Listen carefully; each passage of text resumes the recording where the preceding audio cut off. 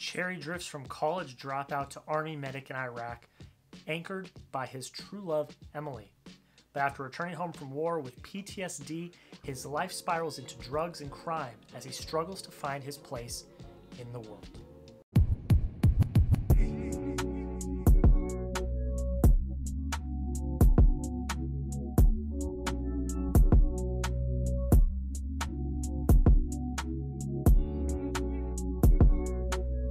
How's it going, everybody? Welcome back into another video, and today is another Fanatic film review and a very exciting special Fanatic film review because this is my first ever early film review.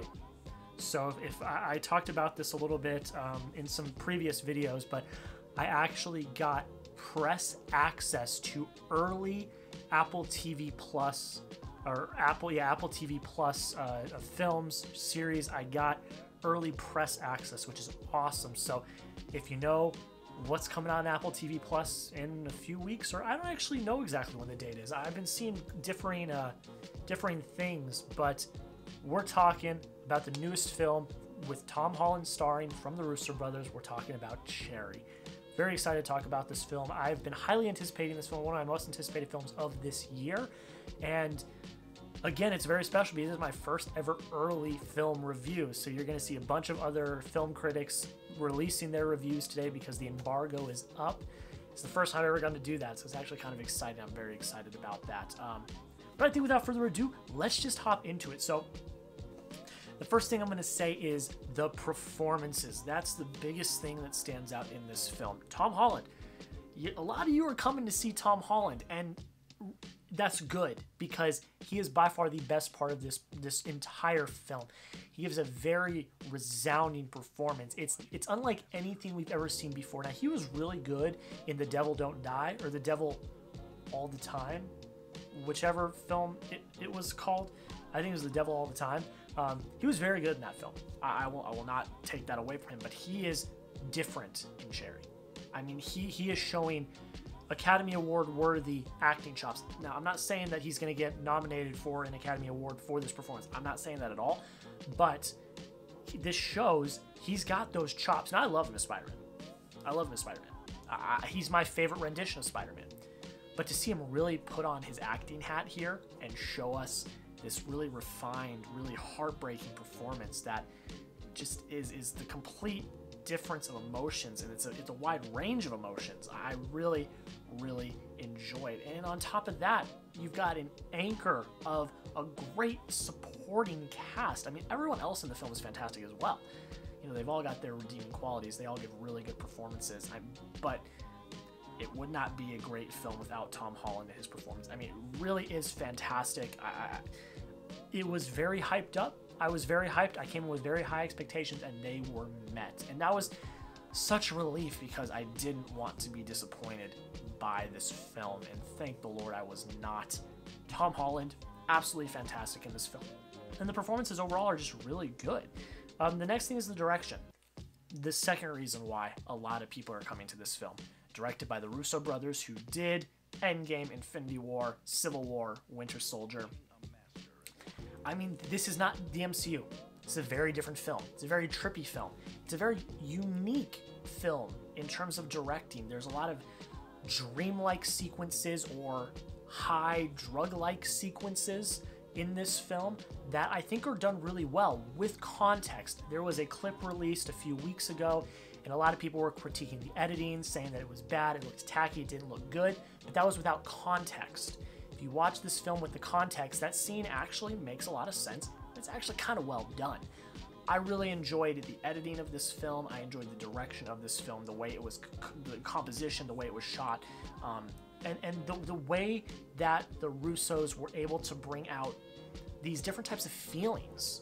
You know, we had PTSD, we had, you know, drug addiction and abuse, we had, you know, anxiety, all of the different range of emotions, and you felt that in this film from the direction.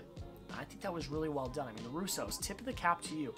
Really well done direction. And I've now seen every Russo brother movie that has been released to the wide public. Actually, tomorrow you're getting a Russo brothers ranking.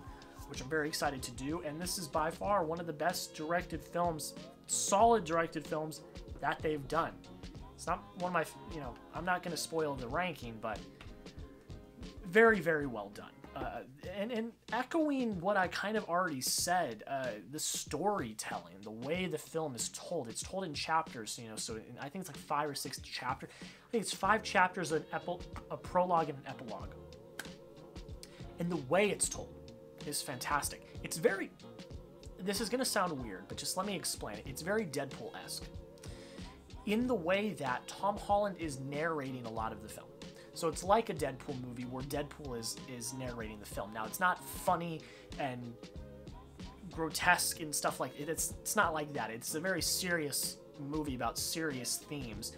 But it's told in a way like a Deadpool would be, where you've got the main character narrating throughout the film. And I actually really liked that, because we were kind of seen into the mind of our main character throughout. And I really liked that. That actually really resounded with me, and I actually really enjoyed that part of the storytelling of the film. It's one of my favorite aspects of the film, if I were being completely honest. And the other thing that I really love is the themes. I kind of already touched on them. You've got PTSD, drug use, finding your way in the world. I mean, the very, very deep themes, and you watch as the dominoes start to fall. How we get to where we end up as things are happening. You can see how his path is forming, and I really liked that. All the credit to the writing there, because they choreographed really fantastic ways of getting our character from point A to point B, and showing how his life changes and shifts when he makes certain decisions. And that is all down to the writing. Absolutely fantastic, and it's just great. And the last good thing I gotta say is I liked the epilogue at the end. That's all I'll say. I really liked the epilogue at the end. I'm not gonna spoil it, because I want you guys to go see it yourself, but I really enjoyed the epilogue. That's all I'm gonna say, because I don't want to spoil what the epilogue is. But I was a big fan of it. So that's what I got to say about the good. But with the good comes the bad. There were, some people, I've seen some stuff on Twitter where people haven't been the biggest fan of this film. I'm going to... Time out.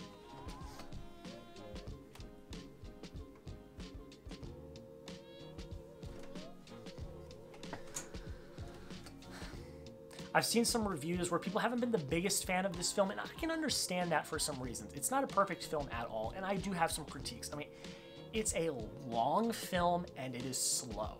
It is slow. It's a 2-hour and 21-minute runtime, and it does drag. There were multiple sequences in this film that I thought could be chopped down significantly, and even then it probably still would have felt really slow. This is the definition of a slow burn. It really is. For me, it paid off because I was really invested in the direction and the performances and the storytelling.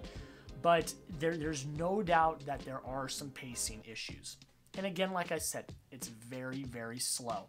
There are sequences or things that could have been cut to cut down the runtime, but I'm not going to kill the movie for that, because like I said, there's a lot of really good here. A lot of really good. And you got to let the good shine. So I did. So that's it with that. We're going to get into the point breakdown. So I'm going to get right into it. Entertainment, 22 out of 25. I was entertained throughout. Performances, 20 out of 20. One of the biggest things I can say about this film. Direction, 8 out of 10. Russo brothers did a really good job. Writing, 6 out of 10. Again, the biggest issues I have are the pacing, the slowness. You really could have cut a lot of stuff out of this. You could have trimmed a lot of the fat, and that wasn't done. So that's the heaviest knocked category of the point breakdown, is 6 out of 10 for writing, 7 out of 10 for emotion, 9 out of 10 for cinematography. It's a beautifully shot film. I got to give that to the Russo brothers as well. 3 out of 5 for pacing, 5 out of 5 for watchability, and 5 out of 5 automatic points. And if you did the math, that means I gave Cherry an 85 out of 100. Now, guys, when it comes out, I would highly recommend you check it out. It's a slow burn, that's all I'm going to tell you, but give it a try, because the performances are fantastic, the direction is really, really well done, and the storytelling will leave you intrigued. That's all I'm really going to say about that. But guys, let me know down below in the comments, what did you think of Cherry if you've seen it already? If you've not seen it, Go watch it when it comes out, then come back and comment down below what you think. Go check out my website, FinaticFilmReview.com, where I have movie reviews, movie rankings, everything in between. My cherry review, written review, is up there right now when you are watching this video. So go check out my fuller thoughts on the movie over on my website. And go over to Twitter and Letterboxd for immediate movie reactions to 2021 movies that come out. Now, for cherry, my Twitter and Letterboxd reviews were not out until this video went live. Because of the embargo, you can't talk about it until you're allowed to. So, this is a very rare case where they weren't there right away. They were there when the review went up. But for most of the other movies I see this year that come out in 2021, go follow me on Twitter. Go check out Letterboxd for immediate movie reactions to 2021 releases. And of course, the last thing I always like to pitch to you guys is if you want to support me on Patreon, the link will be down below in the description. You do not have to. You are not going to miss any content on this channel. You're not. The content will still be here. You can still check it out for free. But if you want to support, it is highly appreciated. And last thing I'll say is if you really like the content, please consider subscribing. That is free. And that means the absolute world. I'm trying to hit 1,000 subscribers by the end of the year. I think we can do it. We're already past 600. It's obtainable. I think it's possible, guys, but I need your help. So if you have not already, consider dropping a subscription. And if you like what you see, maybe drop a like, comment, share it with a friend. But guys, that is pretty much it. Have a great rest of your day, and we'll see you in the next video.